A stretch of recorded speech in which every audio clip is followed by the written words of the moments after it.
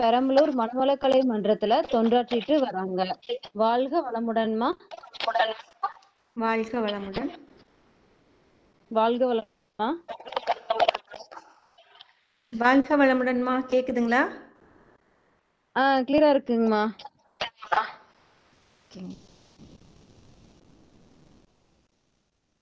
வாழ்க வையகம், வாழ்க வையகம், வாழ்க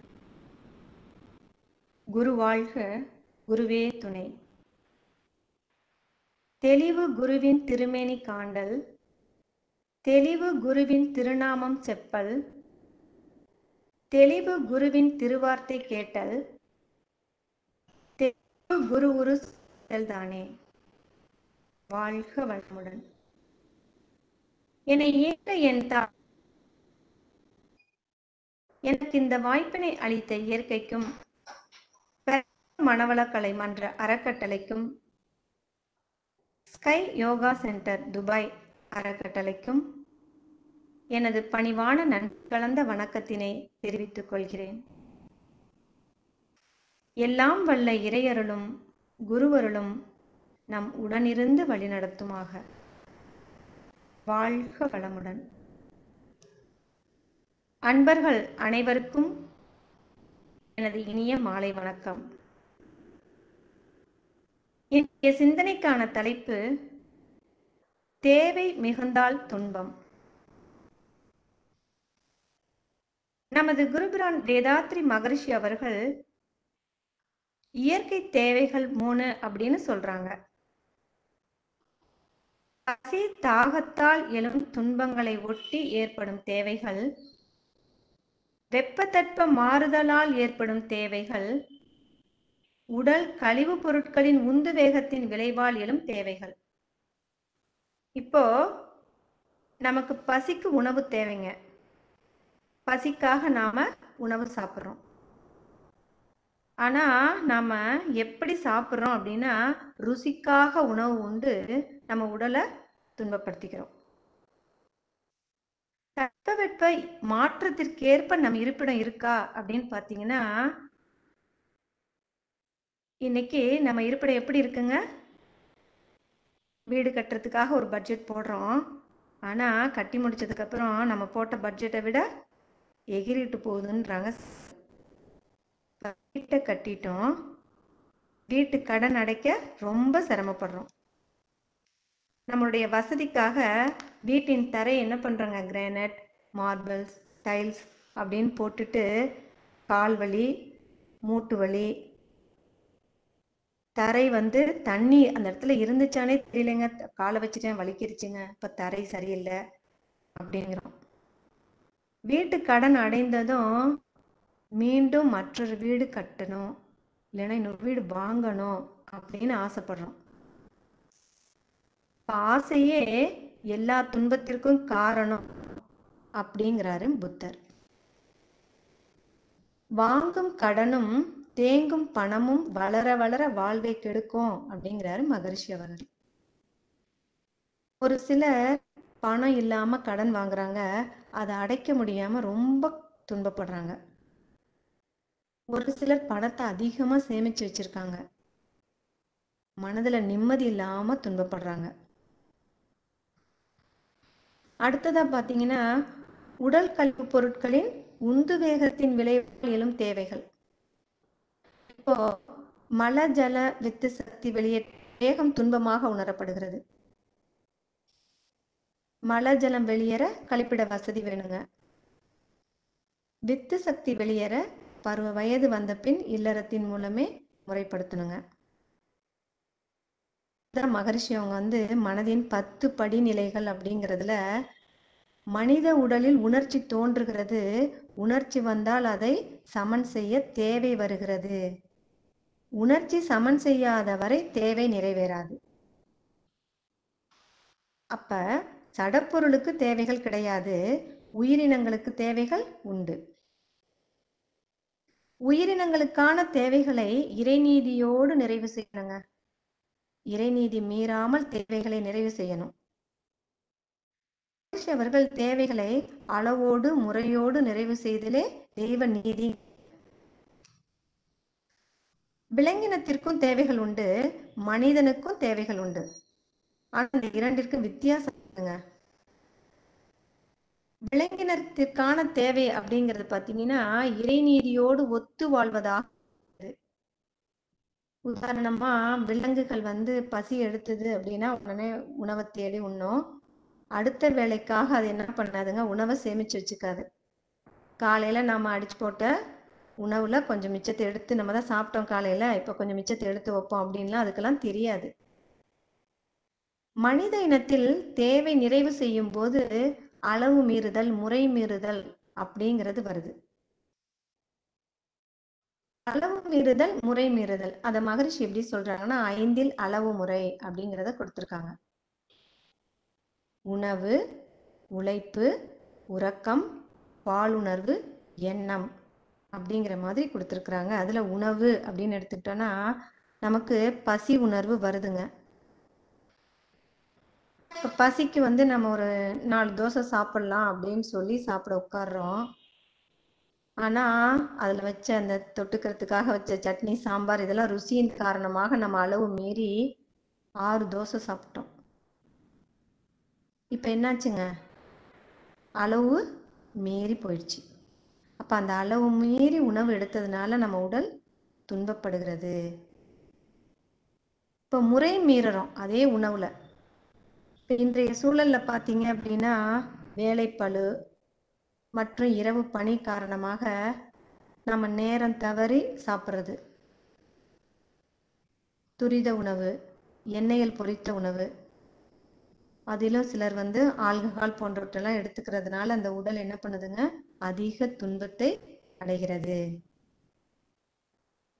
உணவே உடலாக வந்துள்ளது, ஆகையினால் உணவை உண்டுதான் உயிர் வாழ வேண்டும்.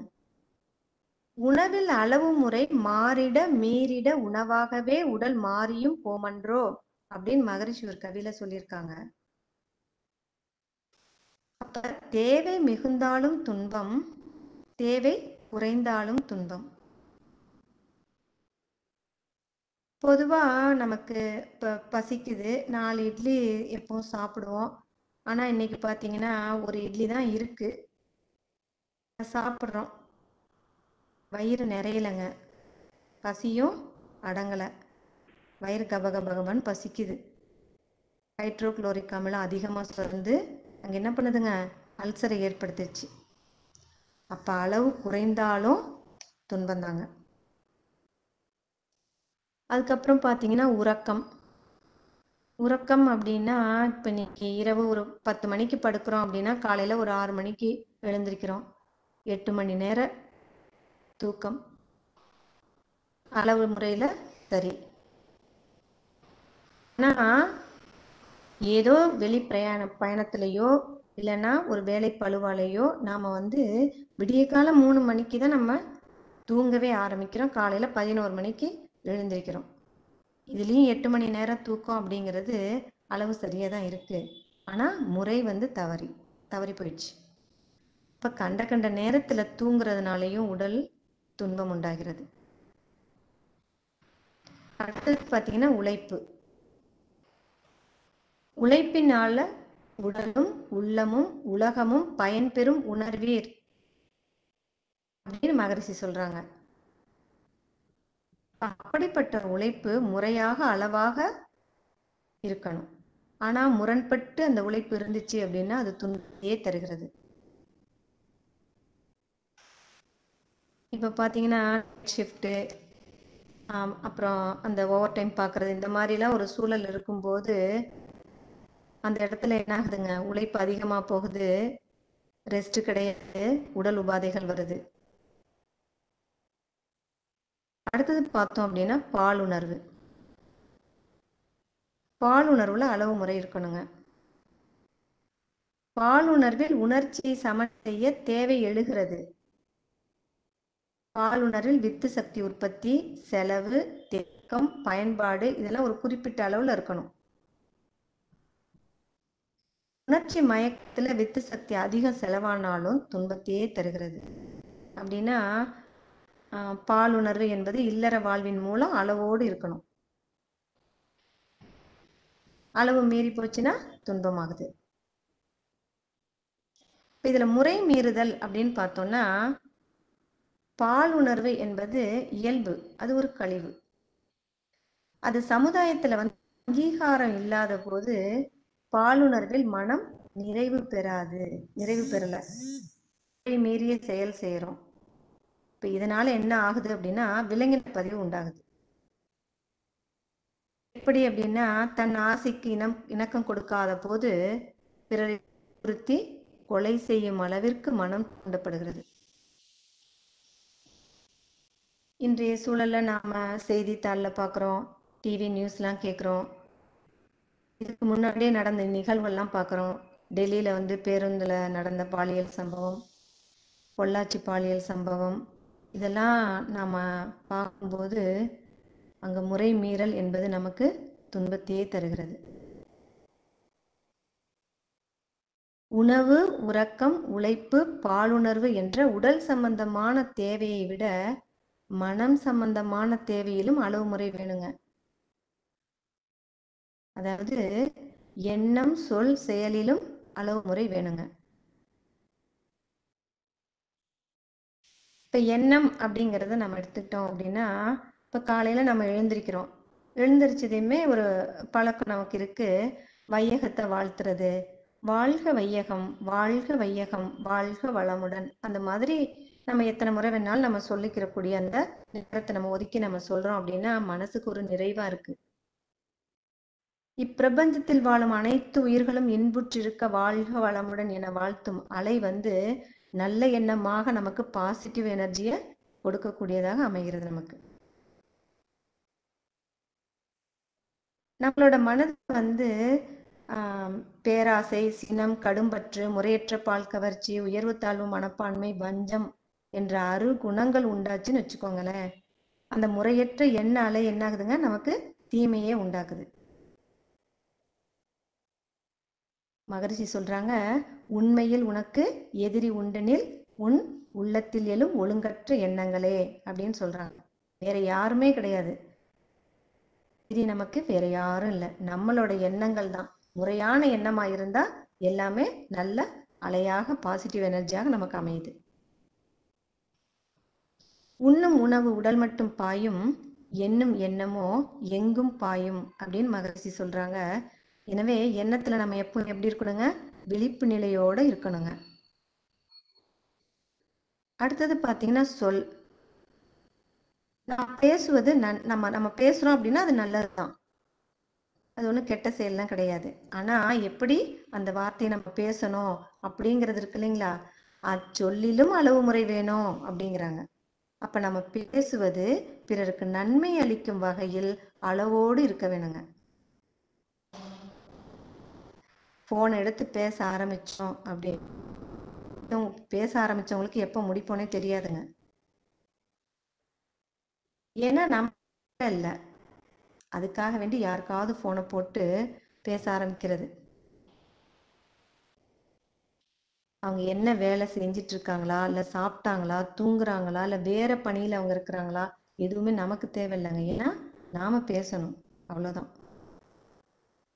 பேசினதே பேசுறது, பிரயோஜனம் இல்லாத பேச்சு, இந்த தவறுங்க. சொல்லுக சொல்லின் பயனுடைய சொல்லின் பயனில்லா சொல். நாம சொல்லும் சொல் பிறருக்கு பயனுடையதாக இருக்கணும் அப்படின்னு வள்ளுவ பெருந்தகை சொல்லியிருக்காங்க. சரிங்க, அடுத்தது பார்த்தோம் அப்படின்னா செயல். உனக்கும் நல்லதாய் ஊருக்கும் நல்லதாய் நினைப்பதும் செய்வதும் நித்திய கடன் அப்படின்னு மகரிஷி சொல்லியிருக்காங்க. நாம உடற்பயிற்சி செய்யறோம், நம்ம உடல் ஆரோக்கியமா வச்சுக்கிறோம். நம்ம உடல் ஆரோக்கியமா இருக்கிறதுனால நம்ம குடும்ப உறுப்பினர்களை நாம சிரமம் இல்லாம பார்த்துக்க முடியுது. மற்றவர்களுக்கு நாம பயிற்சி முறைகளை சொல்லிக் கொடுக்கக்கூடிய நிலையில நாம இருக்கிறோம். இது நல்லது. ஒரு வாக்கிங் போறோம், வாக்கிங் போகும்போதே அந்த எண்ண அலை என்ன பண்றோம், ஒரு பாசிட்டிவா நாம ஒரு வாழ்த்து சொல்லிக்கிட்டே போறோம் அப்படின்னா அது ஒரு நல்லது, நமக்கும் நல்லது, இந்த பிரபஞ்சத்துக்கும் நல்லது. இப்ப சம்பாதித்த பணத்தை ஒரு பேங்க்ல டெபாசிட் பண்ணியிருக்கிறோம். ஒரு ஏழை குழந்தைகளுக்கு நம்மால முடிந்த உதவிகளை நாம செய்யறோம். நாம செய்யற செயலை பார்த்துட்டு என்ன பண்ணுவாங்க, நீங்க அன்னதானம் கொடுக்குறீங்களா, அந்த குழந்தைங்களுக்கு படிப்புக்கு உதவி பண்றீங்களா, அந்த குழந்தைங்களுக்கு ட்ரெஸ் எடுத்து கொடுத்துருக்குறீங்களா அப்படின்னு பார்த்துட்டு மற்றவர்களும் நமக்கு அந்த குழந்தைகளுக்கு, மற்ற ஏழை குழந்தைகளுக்கு உதவி செய்யக்கூடிய நிலையை நாம உருவாக்க முடியும். இதெல்லாம் சரிங்க. ஒரு 10 கிலோமீட்டர் வாக்கிங் போனேங்க. மூட்டு ரொம்ப வலிக்குதுங்க, கால் ரொம்ப வலிக்குதுங்க. இதுக்கு என்ன பண்ண முடியும்? சம்பாதித்த பணத்தை நான் என்ன பண்ணேன் அப்படின்னா, அதிகமாக நமக்கு பணம் கிடைக்கும் அப்படின்ற ஆசையில் ஒரு சீட்டு கையில் போட்டேங்க. போட்ட பணம் திரும்ப வருமா வராதான்னு எனக்கு ஒரே பயமாக இருக்குது. நைட்டு படுத்த தூக்கமே இல்லை. அவன் ஏமாற்றிட்டு போயிடுவானோன்ற என்னாலேயே எனக்கு வந்துக்கிட்டு இருக்குது. இப்படிப்பட்ட முறை மீறிய செயலால் வீட்டில் என்ன ஆகுதுங்க, வருத்தலையே வருகிறது. கிருபானந்த வாரியார் ஒரு டைம் அவருடைய ஊர்ல இருந்து அன்பர்களோட சிவனை தரிசிக்க திருவண்ணாமலை போறாருங்க. செக் போஸ்ட் வண்டியை மறித்து எந்த ஊர்ல இருந்து வரீங்க அப்படின்னு கேக்குறாங்க. சொந்த ஊர் பேரை தவிர மற்றவங்க எல்லாம் ஊர் பேரை மாத்தி மாத்தி எல்லாம் சொல்றாங்க. கிருபானந்த வாரியாரிடமும் கேக்குறாங்க. அவர் நான் சொந்த ஊர், அவரோட சொந்த பேரை சொல்றாரு. அந்த ஊரா நீங்க, திரும்பி உங்க ஊருக்கே போங்க. செக் போஸ்ட் அதிகாரி சொல்றாரு. உடனே வாரியார் கேட்குறாரு, ஏங்க, ஏன் நான் திரும்ப என் ஊருக்கு போகணும் அப்படின்னு கேட்குறாரு. உங்க ஊர்ல காலரா பாதிப்பு அதிகமா இருக்கான், அதனால அந்த ஊர்ல இருந்து வரவங்களெல்லாம் இந்த உள்ளார விடக்கூடாதுன்னு சொல்லிட்டாங்க அப்படின்னு சொன்னோன்னே அவர் அந்த வண்டியை விட்டு இறங்கிட்டார். சரிப்பா, சிவனை இன்னொரு நாளைக்கு நான் தரிசிச்சுக்கிறேன் அப்படின்னு சொல்லிட்டு போயிட்டாராம்.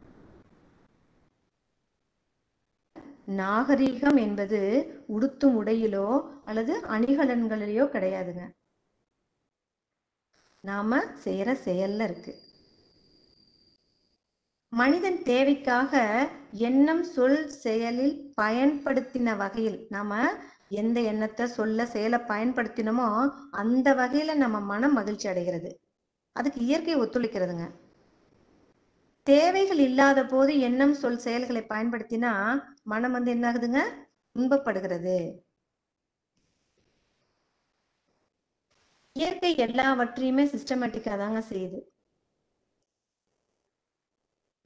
பசிங்கிற உணர்வு வந்த வகையில பசி போக்க என்ன பண்றோம் அப்படின்னா, உணவு நமக்கு தேவை. அப்ப தேவை எழுந்த உடனே அதை பூர்த்தி செய்யறதுக்கு என்ன பண்றோம் அப்படின்னா, முயற்சி வேணும். அந்த முயற்சியால உணவு என்ன பண்றோம் அப்படின்னா, சமைக்கிறதுக்காக ஒரு செயல் வருது. அந்த செயல் செய்தலின் விளைவு என்ன ஆகுது, நமக்கு பசி வந்துச்சு இல்லைங்களா, இப்ப இந்த விளைவு நாம என்ன பண்ணோம், அந்த உணவை சாப்பிட்டுட்டோம், இப்ப பசி அடங்கிருச்சு. இப்ப உணவு சாப்பிட்டாச்சு, பசி அடங்கி போச்சு. ஆனா உண்ட உணவுல அனுபவம் அப்படிங்கிறது வருது.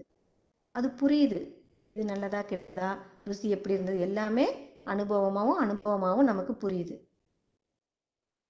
தேவையை சமன் செய்த வகையில இது சரியா அப்படின்ற ஒரு ஆராய்ச்சி நம்ம மனசுக்கு வருது. ஆராய்ச்சி வந்த உடனே இது ஓகே அப்படின்ற ஒரு தெளிவு கிடைக்குதுங்க.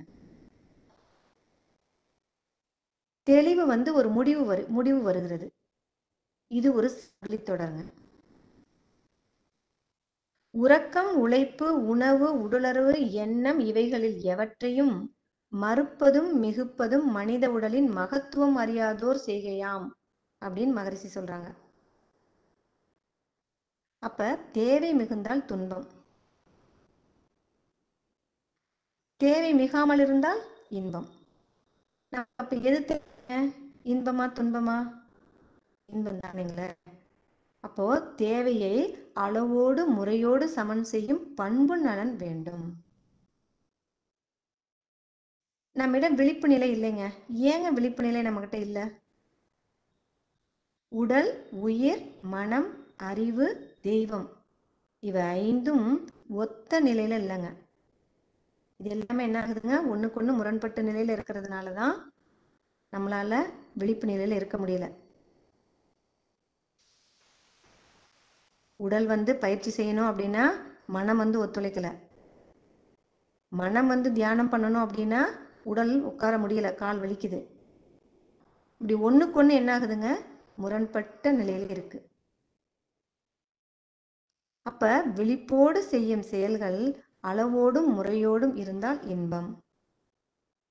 நாம எப்பவுமே இன்பமா இருக்கணும் அப்படின்னா என்ன பண்ணணுங்க, உடலுக்கான உடற்பயிற்சி, உயிருக்கான மனதிற்கான தியான பயிற்சி, குணநலன்களுக்கான அகத்தாய்வு.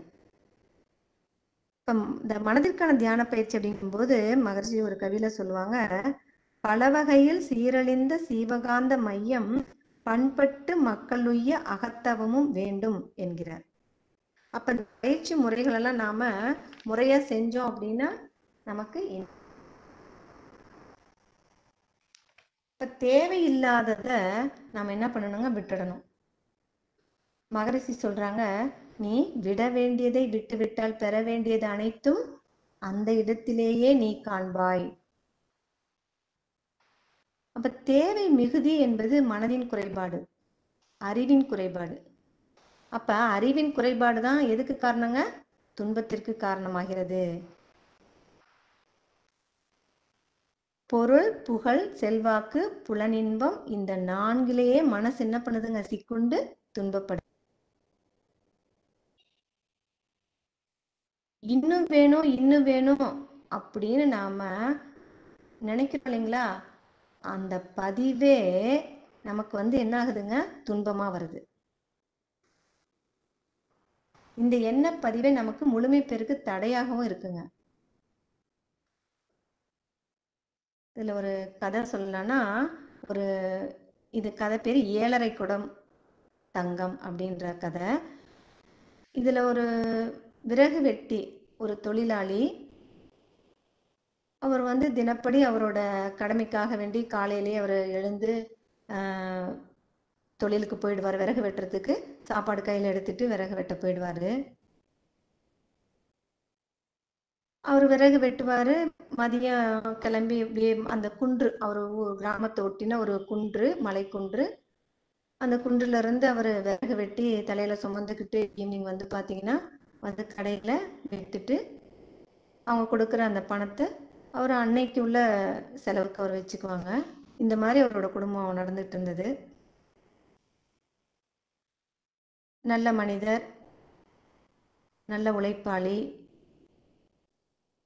அவர் அப்படியே அவர் வேலை செஞ்சுக்கிட்டே இருக்கிறாரு. தினப்படி ஒரு அந்த குன்றுக்கு ஏறுறது, விறகு வெட்டுறது, விறகு தலையில சுமந்துட்டு கொண்டு வந்து கடையில் போடுறது, அவங்க கொடுக்குற காசை வந்து அன்றைய செலவுக்கு அவர் பயன்படுத்திக்கிறது. நல்லா சாப்பிட்டாரு, தூங்கினாரு, காலையில் விடியகாலம் எழுந்திருப்பாரு, தன்னோட கடமைகள்லாம் செய்வார். இது ருட்டீன் ஒர்க்காக இருந்துகிட்டே இருக்கு. ஒரு நாள் என்னாக்க அவரு கோடாரியை எடுத்து என்ன பண்றாருன்னா, அந்த மரம் வெட்டுறதுக்காக அந்த கை உயர்த்துறாரு. அப்ப அந்த கை தவறி கோடாரி வந்து இந்த மரத்தை அந்த இடத்த விட்டு கீழே விழுந்துருச்சு. விழுற இடத்துல ஒரு டங்குன்னு ஒரு சவுண்டு கேக்குது. அவருக்கு ஒரே இது என்னடா இங்க ஒரு சத்தம் கேக்குது அப்படின்னு சொல்லிட்டு மீண்டும் என்ன பண்றாருங்க, அந்த இடத்த இன்னொரு தட்டி பாக்குறாரு. ஒரு இன்னும் சவுண்ட் அதிகமா கேக்குது. பாக்குறாரு, நோண்டி பாத்தீங்கன்னா ஒரு பாத்திரம்லாம் இருக்கிற மாதிரி தெரியுது. இன்னும் கொஞ்சம் நோண்டி பாக்குறாரு, ஏதோ ஒரு புதையல் இருக்கிற மாதிரி தெரியுது. அவர் உடனே வீட்டுக்கு வந்துட்டாரு. அதெல்லாம் மூடி வச்சுட்டு அப்படியே வந்துட்டாரு. என்னவோ இருக்கு அப்படின்னு மட்டும் வந்துட்டாரு. வீட்டுக்கு வந்துட்டு தன்னோட மனைவி குழந்தைகளை வந்து அவங்க தாய் வீட்டுக்கு வந்து ஒரு 2 நாளைக்கு போயிட்டு வாங்கன்னு சொல்லி அனுப்பிச்சு வச்சுட்டு நைட்டோட நைட்டா யாருக்கும் தெரியாம வந்து அதே இடத்துல அவரு தோண்டி பாக்குறாரு. பார்க்கும்போது 7 குடம் இருக்கு மூடிய நிலையில. அப்படியே ஒன்னொன்னா எடுத்து பாக்குறாரு. 6 குடம் வரைக்கும் முழுமையா தங்க காசுகள் நிரப்பினது குடமா இருக்கு.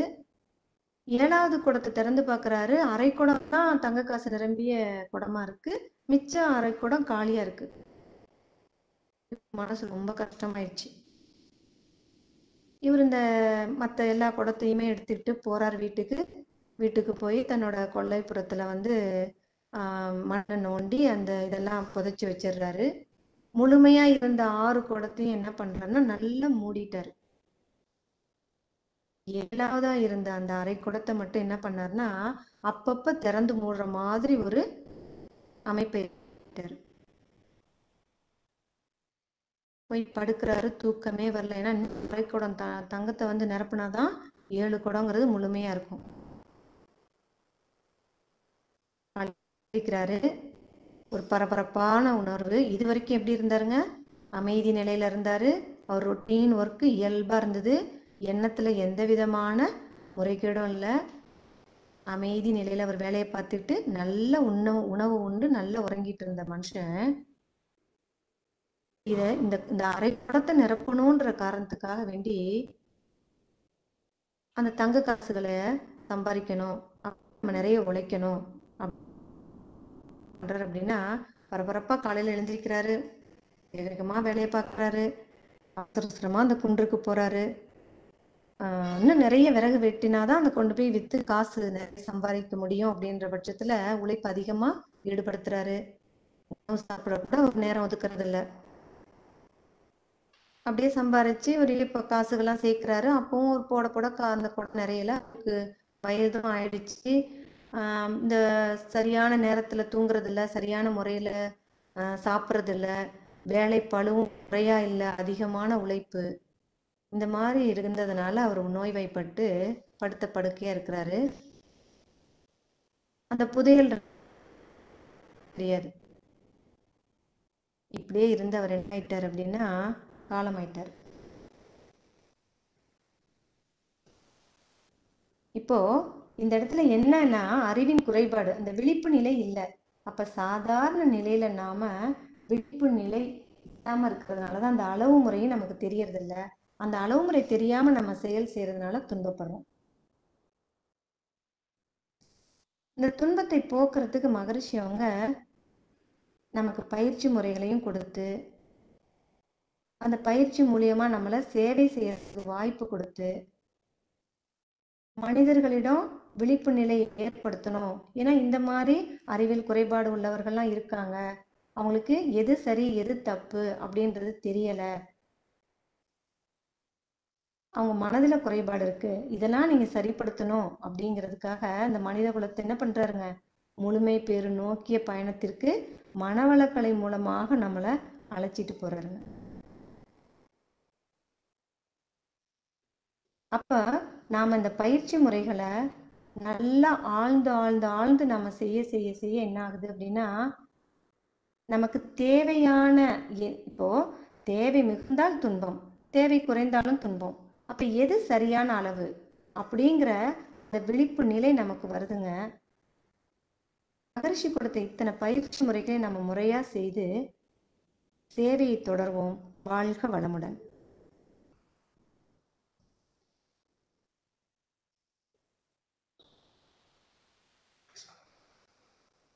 வாழ்க வளமுடன்மா. மிக அருமையான சிந்தனைமா. தேவை மிகுந்தால் துன்பம் என்ற தலைப்புல வந்து சொன்னீங்க. எல்லாமே தேவை அதிகமாகவும் இருக்கக்கூடாது, தேவைக்கு குறைவாகவும் இருக்கக்கூடாது, அளவோடு இருக்கணும் என்று சொன்னீங்கம்மா. நிறைய எடுத்துக்காட்டுகள் எல்லாம் நிறைய சொன்னீங்க. அதே மாதிரி சில சில எடுத்துக்காட்டுகளோட கவிதைகளும் நிறைய சொன்னீங்கம்மா. எங்களுக்கு ரொம்ப பயன் இருந்துச்சுங்கம்மா. ரொம்ப நன்றிங்கம்மா. வாழ்க வளமுடன். வாழ்க வளமுடன்மா. இதனை தொடர்ந்து அன்பர்களுக்கு கருத்துக்கள் சந்தேகங்கள் அம்மாவிடம் பகிர்ந்து கொள்ளலாம்.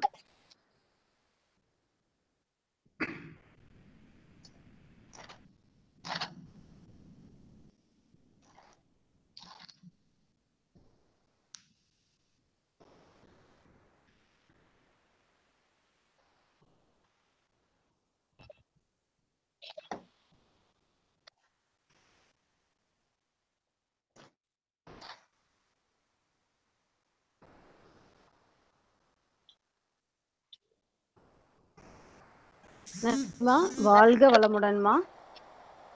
வாழ்க வளமுடன். மிக அருமையான வாழ்க வளமுடன். நன்றிமா. வாழ்க வளமுடன். அன்பர்கள் அனைவரும் துரிய நிலைக்கு வரவும் வாழ்த்துக்கள் கூறி இந்த பயிற்சிகளை நிறைவு செய்து கொள்ளலாம். இன்று நமக்கு மிக அருமையான சிந்தனை விருந்து கொடுத்த துணை பேராசிரியர் ஹேமலதா அவர்களின் உடல் நலம் வாழ்க வளமுடன், குடும்ப வளம் வாழ்க வளமுடன், தொழில் வளம் வாழ்க வளமுடன், ஆன்மீக தொண்டு வாழ்க வளமுடன். இன்று நமக்கு சிறப்பாக தவம் இயற்றிய துணை பேராசிரியர் லேக்காமணி ரவிசங்கர் அவர்களின் உடல் நலம், குடும்ப வளம், தொழில் வளம், ஆன்மீக தொண்டு வாழ்க வளமுடன். மேலும் இன்றைய பயிற்சிகளில் கலந்து கொண்ட நாமும் அன்பு குடும்பமும் உடல் நலம், குடும்ப வளம், தொழில் வளம், ஆன்மீக தொண்டு வாழ்க வளமுடன். மேலும் நாளைய நிகழ்ச்சிகள் பற்றி